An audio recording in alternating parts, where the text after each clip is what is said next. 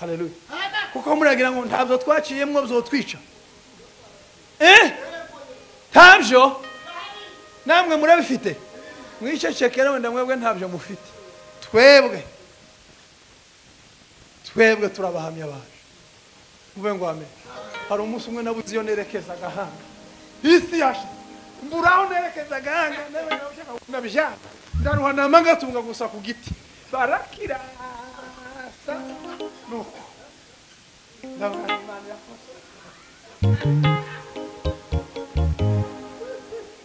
kandi niho natekereje aya magambo mube ngo amen niho natekereje amagambo n'abakomana nabo twari kumwe narababwiye ko Imana indinze kubera izimba erega gukunda Imana bizana inyungu yo kurama mube ngo amen erega gukunda Imana utera icumu Imana ikarikingira punda umutwe ku giti wewe wicaye Washington DC uhaze pizza ngo yacitse muri yambwa yacitse wavuye kuri iyo pizza nawe ukaja aho ngaho wanasanga n'impamvu yacitse ari ukuba inkeho banese ubwo ngubwo ubundi bitwaye iki gucika oya kuba umuntu ashobora kugenda akagaruka so umuntu wagiye ku rugamba yagera yagacisanga n'icyangamoto akagaruka kubera ABCD tutazi yaba yaragwaye yaba ataragwaye yaba yahunze yaba ari indi mission yajemo okay yego aranduta kirasa sinzi nimba barahunze sinzi ngene byagenze naho amakuru yiwagarukira hanyuma wewe my friend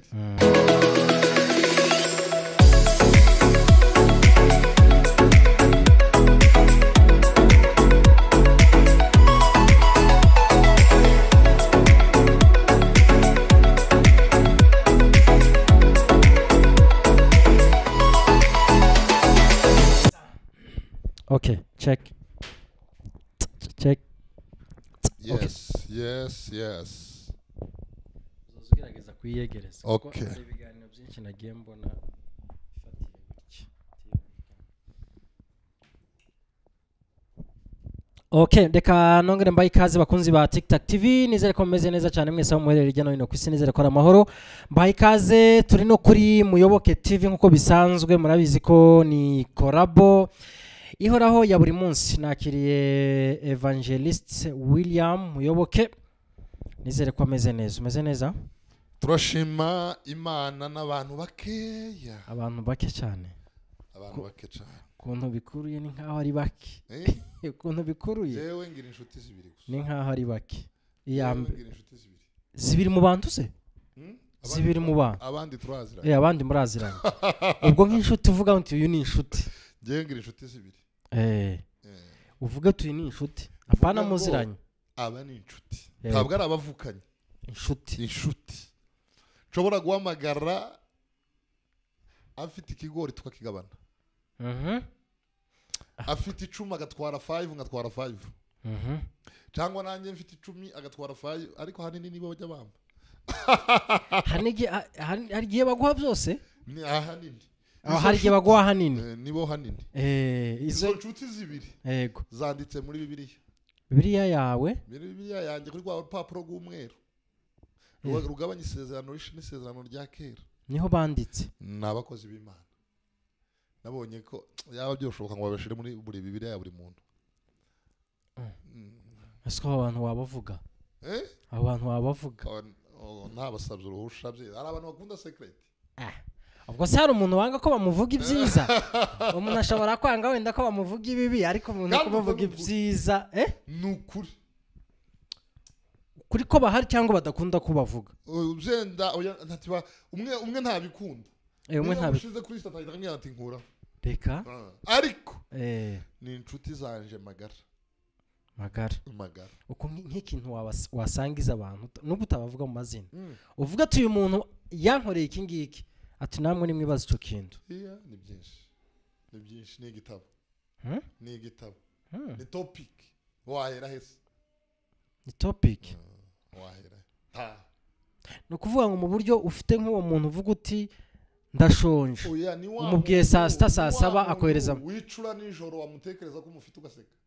wari watekereza umuntu nijoro nka saa kenda ugaseka akaba n'undi wika kandi apana twenge cha bucece twenge cha confidence koko nyine ufite umuntu akaba n'undi wibuka ukababa ni umuntu nako n'abantu ni babiri okay nshobora guhamagara saa kenda z'ijoro okay yabona telefone yamuhamagaye akabyuka akaja kunyita akabyuka akaje kukwitaba saa kenda z'ijoro Imana ibaheza umugisha abo bantu Imana ibaha umugisha ni inshuti zanjye abantu Imana ibaha umugisha cyane ariko utekereza iki reka zamura amaboko Imana ibaheza umugisha amen utekereza iki ku mugani uvuga ngo inshuti ziza wikurutira umuvandimwe uretse ariko wagera akose kubera kuvuze ntawe bihuriye koko umuvandimwe ugira ibyago wamara kugira ibyago umuvandimwe nta wundi muntu uzi gutabara buriya ngo nuza no gukiza abavandimwe uzurarama uzajana ubwenge bwose abo bantu bahuze inshuti yawe magara nk'izo ngizo hanyuma uhuze noneho n'umuvandimwe ubutegera imbaraga mfite abavandimwe mfite bashiki banjye mfite barumuna banjye yego mfite n'izo nshuti zibiri izo nshuti zibiri ntabwo tuvukana yego maraso ibyo bajya bamba nta muvandimwe wabimba ariko abavandimwe suko babinyimye nuko ntabyo bafite maybe naba bavandimwe yagize ubigira nibwo nomenya ko yobimba ariko bagica ariko bobimba okay iyo ni side wowe kurivuga ariko ndashaka kuvuga noneho muri rusange hari abafite abavandimwe bifite ariko bahabwa n'inshuti rero nimba ufite umuvandimwe wifite uwo muvandimwe akaba atagufasha akaba atakumva uwo muvandimwe ni umunyamahanga urabwira umuntu ngo afate umuvandimwe w'umunyamahanga nako wakura pana umunyamahanga wagufi kandi umunyamahanga ugufasha ni amaraso yawe ariko ibyo ni ibyo mu mwuka uri kuvuga amaraso yawe ni umuntu muvuka indi reka nze nkubwire ukuri njyewe ndi umunyabyinshi wo mu nzu y'abarama hari umurama utanazi ko mbaho uwo murama rero akaba afite umunyamahanga umuhamagara umwitaho uwo munyamahanga niwe murama kuri uwo murama kimwe noneho nawe nico ubwo nanjye nuko ariko urazi guhamagara umuntu ukamubwira ngo mva abana banjye bagiye kuburara akakubwira ngo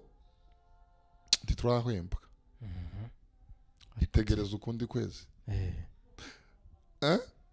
bagiye kuburara iri joro ibagwa ukundi kwezi ubwo ni niba ari systeme yo kuburara ubwo ukundi kwezi bizagera hakaba undi uhamagara ubwo ndavuga umunyamahanga ukamubwira ati abana banjye ko bagiye kuburara akakubwira ati sindahembwa atari ko nguko abantu bazi ko ngira akazi nshobora gufatira ideni akiruka ikibazo cawe akakigira iki agagonga imitwe inzu cyangwa ngo bajya bita mu kinyamurenge ngo gutera inzu bifunze agatera inzu bifunze ukabona yego warukeneye nk'amadolari 10 ariko aravuze ariko aguhaye azanyabira avuga ati ntawe nari mfite ariko nanjye hari umuntu ngiye kuyaka reka nze nkubwize ukuri uyu munsi ufata abantu bose muziranye ubatura ikibazo ico bita ni plan ajya bagita plank ubakore plank ziriya plank nubwo abantu babona ari black ziriya zigaragaza true color ubundi wemera ko umuntu ari inshuti yawe gute utaramugerageza gute doye nko kumutura ikibazo kugira ngo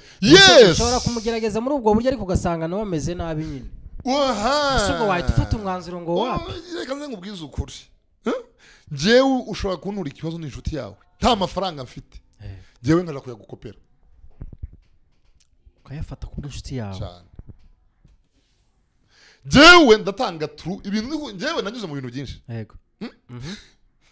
nabanye n'abantu benshi nabonyeho umuntu aza kuguza undi faranga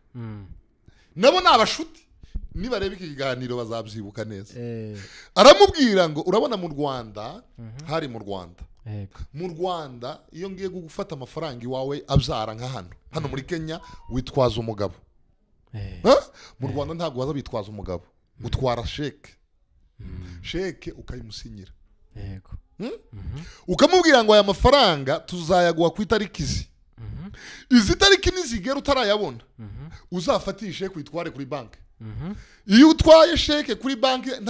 nta mafaranga ifite mbese itazigamiye babyita ngo ni sheke itazigamiye ribi iragufata watanze sheke itazigamiye bivuze ngo ni igihamya ko nyine amafaranga wayatanze ariko yatari kigeze nta yari kuri konti rero mu Rwanda rero uwo mutipe yaje gukaba undi amafaranga aramubwira ati nta mafaranga afite ariko runaka adatanga ifaranga zo kubyara zarambere niko babyita tujeyo ayaguhe ngewe ndamusigira sheke yanjye izo tariki nizizoba zitaragera ubwo ngewe nzayishura cyangwa bavuke urumva inshuti agiye gutakira inshuti ye asanga nta kindi ifite ariko kera iyo imitwe ibaye ibiri itekereza bitandukanye rero ni gute umuntu agutakira ngo abana baraburaye ari inshuti yawe magara ukamuha promesse y'ukundi kwezi mwagabana izo mwari mugiye kurya jewe ubu nyine umbwiye ati William turi inshuti ndaburaye abana none nta mafaranga afite ariko mu wanjye mfitemo 25 kilo y'umuceri wino twari 12 nanjye nsigana 12 yego nubwo nta mboga ninde wapfa afite umuceri w'umweru wowe utwitsa na mukara cyane ufite icyo gushira mu kanwa buriya ibindi abantu bazana byo gusomeza n'ibindi ni uguteta biriya ni auxiliaire ushobora kuza wano ati ngiye kuburara tabara tagice bibaho ko umuntu nta mafaranga agira si nk'umuntu woza ubu nyine iyo sanga ntayo mfite ariko no kubwira ati ugiye kuburara ariko ku iduka duturanye mfiteho umuntu wo guhifa ukazaba nyishura cyangwa ukazaba uyishura cyane okay aho ngaho twarimo none ufite umuntu nk'uwo uhamagara akakugoboka my friend nk'abantu mwe nimba ufite umuntu ujya uhamagara ujya wiyambaza akakumva nimba umufite uwo muntu ujya umupfukamira uwo muntu n'Imana yamuguhaye buri ku cyumweru ujya utura amaturo ubwira Imana shimwa ko wampaye umuntu w'umumaro mufate nk'amata y'abashitsi abashitsi se bamaze amata yawe abashitsi se ikinyamurenge kirakabya abashitsi ntibaza amata mukayakubitira munsi mukayakubitira hirya abashitsi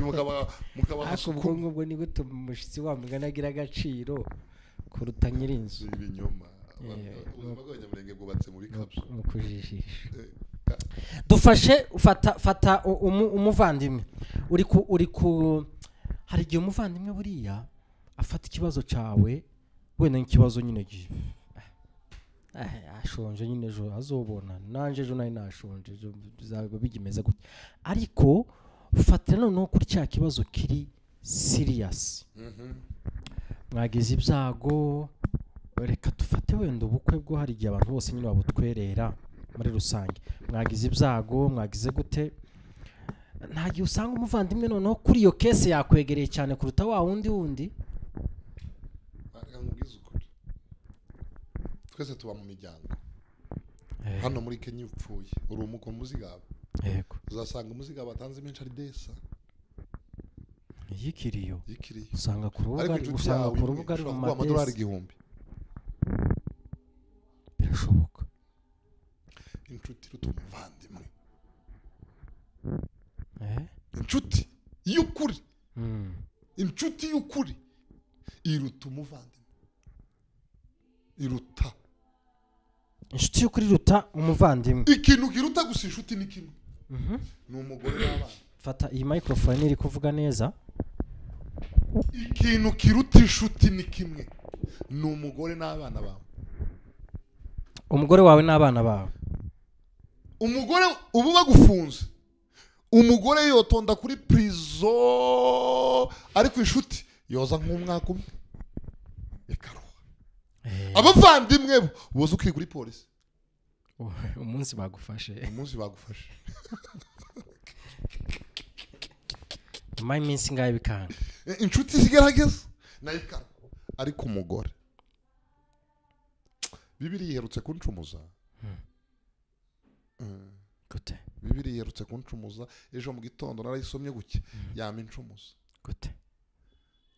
ukuntu wa mugore yasambanye akaba ari we baza gutera amabuye ntibazana umugabo ntibazana umugabo cyangwa ntago bari bamumenye none naribajije ese Bibiliya izisumbanisha abantu bashobora kuba batari bamumenye bashobora kuba batari bamumenye oya kandi baramufashe umugabo se baramufashe nawe Bibiliya ivuga ngo yafashwe asambana ubwo hari uwo bariko basambana so ariko bamubazana umugore ngo bamutera amabuye Bibiliya ivuga ko yafashwe asambana niko ivuga none ngo yagendeye ku makuru ngo baravuze barafashe niba baramufashe rero umugabo ngo genda bamabwira umugore ngo tugutera amabuye ubwo nta kintu umwuka wakubwiye ko wenda nyine wagwishuriye ukuri kwabyo cyangwa igisobanuro oya ndagifite igisobanuro ni iki rero no kubera iki nuko mu mico y'abayuda babaraga ko umugore iryo tegeko ryareba gusa umugore none imana ntizisumbisha abantu bijanishijwe na jara oya genda kumana ntagibaho ariko abayuda bo barayigira hanyuma iyo spirit y'abayuda akaba ariyo baduha ngo twigisha abantu that is why muri Bibiliya harimo amakuru umwe atatureba Ezra mpyisi uramuzura musaza wo mu Rwanda nabonye akavideo bakasisha ubundi yaritahiye ubu ngubu ntakiriho avuga ati ndi mubagize uruhare rwo gusobanura Bibiliya mu Kinyarwanda ati hari ibintu byinshi nababeshe umunyamakuru amubwira wababesheraga ati narinjiji ati none se nari kureka kubesha gute ati hari ibintu byinshi nasobanuye bitari abantu ko Bible kandi ndayizi kandi ndayikoresha ariko nyabwira abantu ko Bible amagambo yose aba matara amagambo y'Imana bakaba benda kunica kandi Bible ari ijambo ry'Imana bivuze ko hari uburyo harimo amagambo abantu bagiye bandika kubw'inyungu zabo n'ayandi bakayandika kubw'ubumenyi bwabo n'umuco wabo abandi bakayandika kubwo kurengera kaca yabo ayo makuru rero reka ngo yeze urugero Bibiliya iravuze ngo Yoshua arasenga izuba rirahagarara tukaba tuzi neza ko izuba ritazarigenda ariko Yoshua we yari afite amakuru ko rizarigenda Yoshua yanditse iriya ko none Imana yaremye izuba nitari ifite amakuru ko ritazarigenda oya yari yafite ahubwo Joshua ni utari ufite amakuru Imana yo yari ifite amakuru ariko Yoshua agiye kwandika yandika sero n'ubumenyi wafite ku zuba rero uvuze ngo izuba rirahagaze Joshua Bibiliya ikabivuga ko rigenda kandi Bibiliya ikabivuga ko Imana ariyo muremyi wa buri kintu ubwo ni ukuvuga Imana ntifite amakuru ku bintu yaremye ariko ngire ngo icyo yashatse kuvuga hariya wenda ubisobanuye nuko n'ubundi izuba rishobora kuva mu reka mvuge nimbyita igiterekoze cyangwa muri position runaka oya ahubwo Yoshua izuba niba ridendetse oya Yoshua we yarazi ko rizarigenda rirajanwa niko yarazi we yarazi ko ntiyanditse ukuri kw'Imana yanditse ukuri k'ubumenyi bwe sero nuko yarazi yes Jisi aravuga ngo twe twanditse Bible tuyivana mu Congereza tuyishira mu Kinyarwanda hari ijambo twageragaho rikaducanga nkuko ntituzi iyo vocabulary tugahita twimagine tubari byenda kuvuga ngo uyu munsi reka nze nkubwire ko Bible y'Ikinyarwanda igintangaza hari nk'ahantu igivuga ngo Imana irarema ngo irangize igeze ku munsi wa gatandatu ngo iraruhuka iriya Bible ibigize Imana yacu inyantege nimba iruhuka iranaruha ariko waruhuka utanarushe ku bushake bwo kurelaxinga gusa uzi ukuntu bari kwandika no nyine nibyo nanishatse kubwira siku hiyo ngo Mungu akajisikia starehe starehe ni yani kufurahia starehe ahubwo kufurahia starehe ni yani kufurahia vitu umefikiria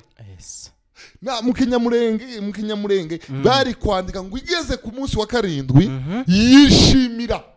imirimo yagezeho. Yes. Imana yaraserebuye, yarafese, yarishimye, yishimiye ibyigezeho, ntabwo yaruhutse. Okay, niho bitandukaniye. Rero Imana ni ukuri, kandi Imana ni inyembaraga,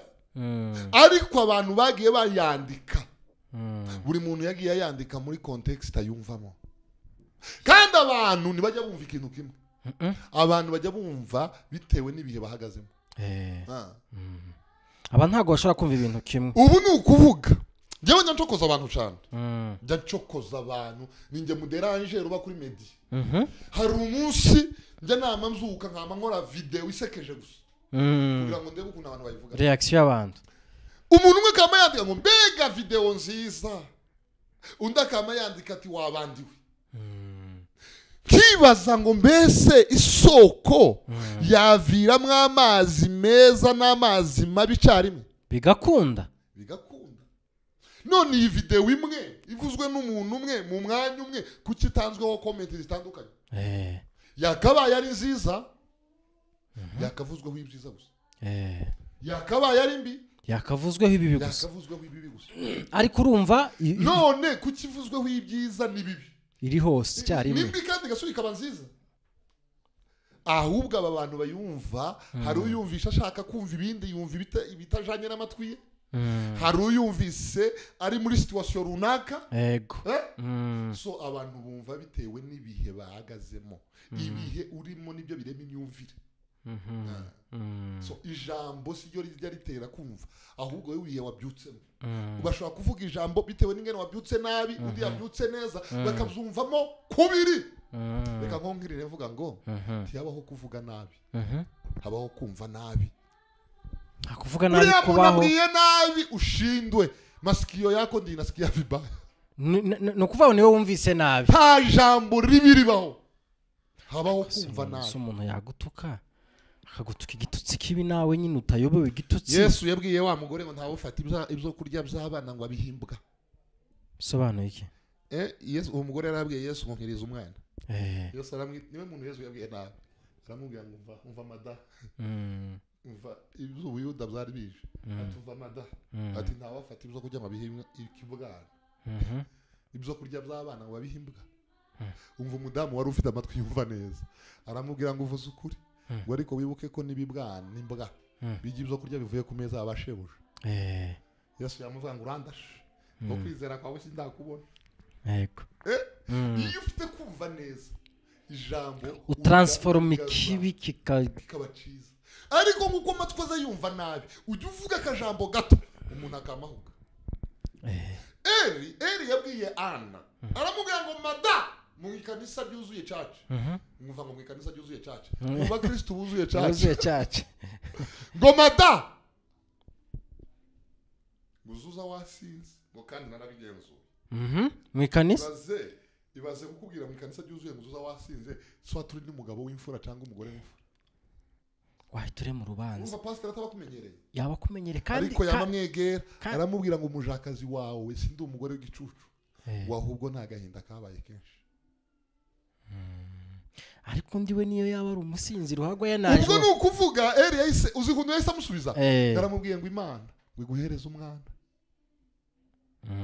Wa mujinya wa Eli kwa gukabukira kwe bitamucira ashwa bugufi. Yego. Umva ukuntu bibiri igivuga, mwivugo nzizi zivunagura amagufa. Iyo uvuze nabi wibwira umuntu ufite amatwi afite understanding nziza, ijambo ryawe ritarimo uburemere.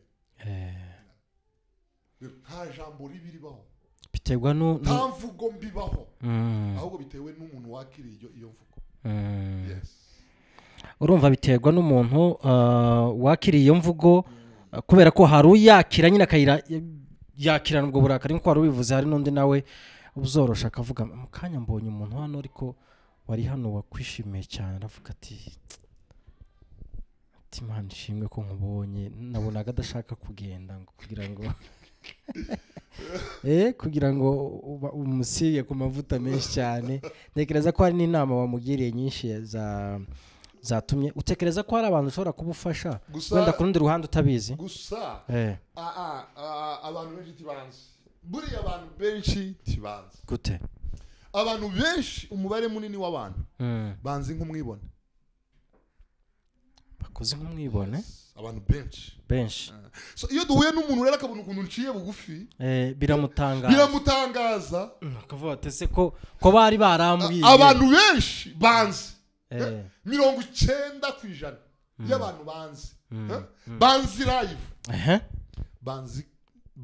bazi ko ndi umuntu mwiza ariko abantu benshi bazi online media bazi ko ari nge muntu wirata bivuze ko kuri media wenda ushobora kuba wirata kuri media so wamenya gute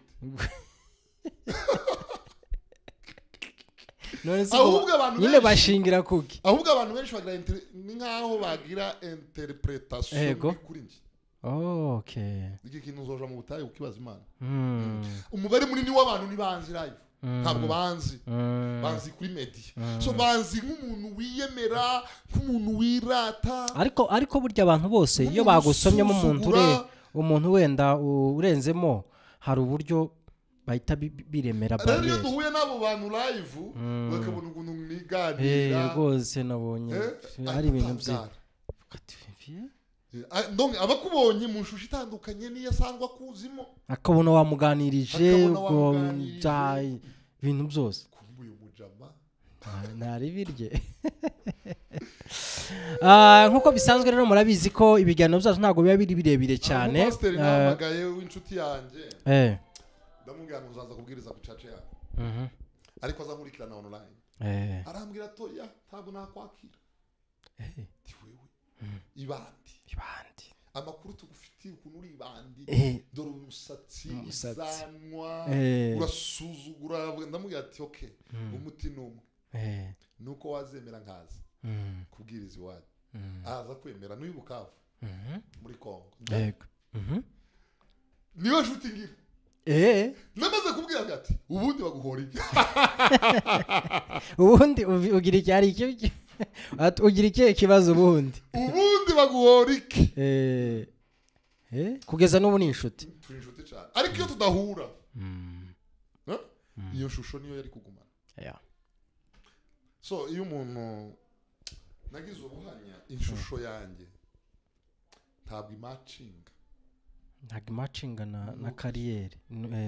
hari uzundeba gutya gusa ukuntu meze n'ukuntu nambuka ngenda ubundi iyo undeba ngenda mu muhanda uzubona umuhungu ariyemera tu kuko kandagira isi nkumva ibiro byose bigiyeho sinangandagira n'ubwoba nta guhindukira ngenda ngo abantu benshi rero bakabona umusatsi usokoje urajagaraye uzanwa ako wamugana ubwo nta gutekereza wanda kuzawukuraho nyine kugira ngo ugire look nyine abantu bashaka yewe ntabwo nakuraho ubwanwa bwanjye kugira ngo abantu babeho ko banezerwe yewe mbeho mbabaye ngo amabandi ngo anezerwe ako se nta strategy zo kubwiriza ariko barazigisha ubwanwa yari yaragira byatumye imvura idahagarara ariko icyo gihe urumva nta ubwanwa ntacyo byari batwaye iyi ni strategy wari ugiye kuvuga strategy cyangwa ni design design nkuko wambaye t-shirt kaba nambaye ishati kimeze ikoti ntacyo ibi ni Imana yabireba okay niko bimeze hanyuma tusoza ikiganiro ariko kagataho ngaho nabonye mushiki wawe Evangeliste Gatabazi abantu barimo kumwataka ariko nabonye video yiwe ejo bundi nawe yateretse umusatsi mwinshi usibye ko we nabonye atari nirende cyane kawe nabonye yateretse bizanyire nk'umuntu uvuye nyine mu gihuru avuye mu gihuru yari mu ntambara hariya nabonye ari gutanga ubuhamya ukuntu barashe igiti baragikubita kabisa ariko nyine Imana iramurinda mbona abantu bamwihaye ngo nashize umutwe ku giti n'umugabo n'umugabo twabwe amasasu yumva online ko buriya yashiraga umutwe ku giti gute byashoboka ya ko buriya ubwoba buriya niba yarabonye n'ubwenge bwo gushira umutwe ku giti yaragifite ubwenge ubundi tugira ubwenge ubu kubwira ngo niwambuka umuhanda nabi imodoka yakugonga hakabaho n'ubundi bwenge buzigiye umuntu ari mu byago wewe utatekereje we utatekereje urugero telefone ishobora gucika ukabona ukuboko ndi kuyifata itaragera hasi ugahita utegaho ikirenge mbese ni segonda automatique ikirenge ukabona n'ubwo ikirenge kitayifata kirayigabanyiriza wa muvuduko yike hasi itimeneka kandi iyo nta formule ibe yanditse ahantu ariko bita biza ako kanya ikintu gihita kiza uwo mwanya donc ni ubundi bwenge bwihuta gukora kandi utabutekereje yego no wamara kuva muri iyo situation ukabona aka kantu mpoze nakubwenge bwaje gute nawe wazibaza ukuntu bwaje ukavuga ati se ubwo ukibaza uburyo bwaje ukabibura ni nk'ijambo ryo gutrendinga katwe twagiye tuvuga amagambo menshi agatrendinga yego amagambo ajya trendinga ntabwo ari ijambo tuba twatekereje ngo uvuge ngo ijambo ndaritekereje ijambo ngo rishire mu bwenge bwinshi ngo rishire mu bwenge niyo mpamvu abantu bagiye bavuga amagambo agatrendinga nimugomba no kubatinya ubwo ni njyewe niyambuye ca cubahiro nimugomba kujya mudutinya kubera ko nta magambo natwe aza uri kuvuga ukumvika ijambo kirajwa gituritse kikama gikwira isi yose kandi rigakomera ariko ijambo wavuze ngo ngiye gukora ijambo rifatise n'abagospel hari igihe bavuga bati indirimbo natakajeho umwanya munini cyane nshaka kuyigira smart nshaka ati yo ndirimbo izigira gutya hwi ariko akaririmbo navuze natekereje nda ahantu nkahita ngasohora igitaraganya kakagenda kakaba ikintu kinini so nukuvuga iryo jambo by'ubwenge bitrendinze barizanwa na bwa bwenge bwihishwe wowe urimo uravuga ibintu wapanze haje n'ikindi kintu mo hagati kivuye muri bwa bwenge bwihishe yego warituritse rigakora ku mitima y'abantu rigahita rinyaruka neza n'indani yes ugazavuga ati umuntu iri jambo yavuze rifite ubwenge kabisa hanyuma navuze ijambo rira trendinga yarebwe n'abantu kuri TikTok 100 reka nze ndebe ndikumvise TikTok yawe irakurikirwa cyane imana yampaye platform kanze nkwereke iryo jambo naravuze ryaratrending rimaze kurebwa n'abantu 143 okay rifite comment 500 ryavugaga rimaze iminsi 3 iminsi 3 rifite 100 rifite 143 ni benshi comment 500 kandi yacari muri trending uvuga ngo ryavuga gufata nk'umwanda jumenya neza ko uri bagufata nk'umwanda jumenya neza ko ngira yegereza microphone ntuzakomeze kwihoma ku muntu utaza agaciro kawe ugufata nk'umwanda buri gihe jumenya neza cyangwa umenye neza ko hari ahandi waja wowe ufatwa nk'umwanda none ugahinduka ifumbire ukaba umugisha n'umwanda mu mazu yacu tubufata nk'umwanda ariko abahinzi iyo bawutwaye uhinduka ifumbire hanyuma hakavamo ibintu bitunga isi aho umwanda takataka izi takataka mu nzu zacu batutambutsaho umuhinzi yagiye akazishira mu murima we si ukwezi byarangiza byo kurya akaba ari byo twinjiza twishimye mu nzu niko bimeze ngira ngo n'ubuzima busanzwe nari nkomoje kuri iryo jambo mvuga nti nabonye abaje bundi abantu bamusa n'abamutera amabuye abandi bati yacitse yasize abandi ndavuga ariko rero aka kantu reka timwe nzakakubazeho nese ubwo ngubwo ubundi bitwaye iki gucika oya kuba umuntu ashobora kugenda akagaruka ubundi tunabivuge neza umuntu wagiye akagera ahantu utageze akagaruka kubera ko wowe utarahagera umuntu ugiye ruguru uyu munsi akabati akagenda agera gusiya akagakundingiye akagaruka ariko yahagurutse hano akinjira muri Trinity agiye cyangwa Safari nanjye za modoka niziye za Simba n'ibindi agiye yagera gusiya agafatwa n'ubwoba akagaruka uwo muntu arakuruta ntukajye umuvuga we ntabwo uri umugabo wo kuvuga uza abantu bakwiriye kuvuga nabagarukiye nka Mbarara bagarukiye nka Mbarara umuntu wagarukiye Mbara akwiriye guseka uwagarukiye Busiya n'uwagarukiye Bunagana akwiriye guseka uwagarukiye Mbarara so umuntu wagiye ku rugamba yagera yagacisanga n'icyangamoto akagaruka kubera ABCD tutazi ntabwo akwiriye gusekwa n'umuntu utaranatekereza kuva mu wiwe akwiriye gusekwa n'uwagumyeyo wihanganiye ibyo wa wundi yahunze uri ku rugamba wihanganiye imibabaro niwe ukwiriye guseka uwahunze ariko wewe nturajayo uri hano muri TikTok uri Kayore ngo uriya nawe wagarutse wewe wagiye ugakomereza ku kivi ciwe ukazagaruka ariko wabanje kugerayo wagiye ugakomereza ku kivi ariko nanone ngo ubusize abandi none ubasize of course ariko uri kumuseka ntiwigeze unabasanga wewe ntiwigeze unabasanga rero niyo yararivuze abo yasize niyo bakwiriye kumuseka ariko nkanjye muyoboka utarajayo nseke gataba ariko nabwo no kubivuga bakabivuga bashingiye wenda ku mpamvu runaka urugero wenda haravugwa ko wenda yarwaye oya reka ze ngubwize ukuri yaba yaragwaye yaba ataragwaye yaba yahunze yaba ari indi mission yajemo okay yego aranduta jewe sinomuseka pointer aranduta gataba uruta muyoboke jewe sindanagera Santoni iwe yageze neza kuri gahuza ibyega aragenda neza ashira umutwe ku giti barakirasa sinzi nimba barahunze sinzi ngene byagenze naho amakuru yiwagarukira hanyuma wewe my friend urebera intambara kuri flash wiri kugwaniza kuri WhatsApp uhangara umugabo nk'uwo ngo yagarutse wagiye nimba ukeneye kumuseka ukaja kureba ico yahuze ukagerayo ukavuga uti ukagerayo none wowe ukagumayo tukamenya ko wowe wabaye umugabo cyane wabaye umugabo wagiye unagumayo so iwe yagezeyo umuntu utariga agaseka undi ngo yabaye umugabo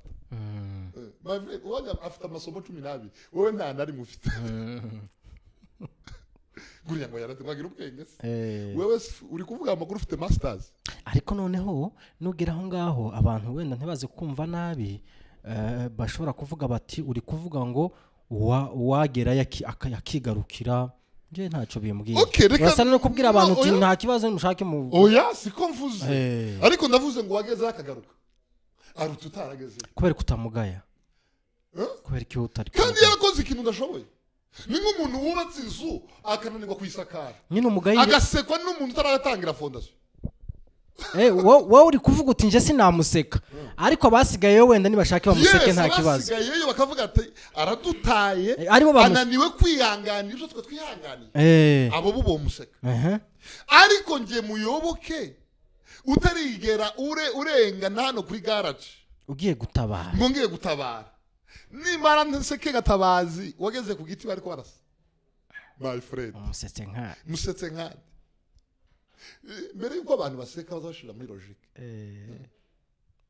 mbere yuko umuntu aseka undi muntu ajashira ikintu muri logique aravuga ati nge nageze ahantu kuri tele my friend igiti barakirasa atumutwe nka funda umutwe ku giti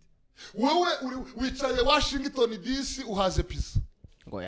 ngo yacitse muri yambwa yacitse wavuye kuri iyo pizza nawe ukaja aho ngaho wanasanga n'impamvu yacitse ari ukuba inkeho iyo baba babiri umwe akaja kuri iki giti undi akaja kuri iki ariko so akajaho ufite iyo mikrofone ya TikTok ni wowe yarategereje utinda kuza ni yarategereje uri wawe umuseka uri Amerika atinda kuza usanga wenda yari umwe cyangwa ari babiri abandi ari igihumbi uragira ngo twe turi kumuseka iyo tumusangayo yari gucika zenda yacitse kubera abaye wenyine yari gucika asanga nde yes nibyo mbwira abantu rero umuntu ari muri Amerika ari muri Canada ari muri Australia ari guseka umuntu muri Congo my friend usibye n'umusirikare n'umuseviri uri muri Congo arakuruta reka ngushimire cyane wakoze kuri uyu munsi hanyuma ibindi biganiro byacu nkuko bisanzwe nakagaruka ndagushimiye cyane wakoze Thank you so much. asante sana Yeah, man.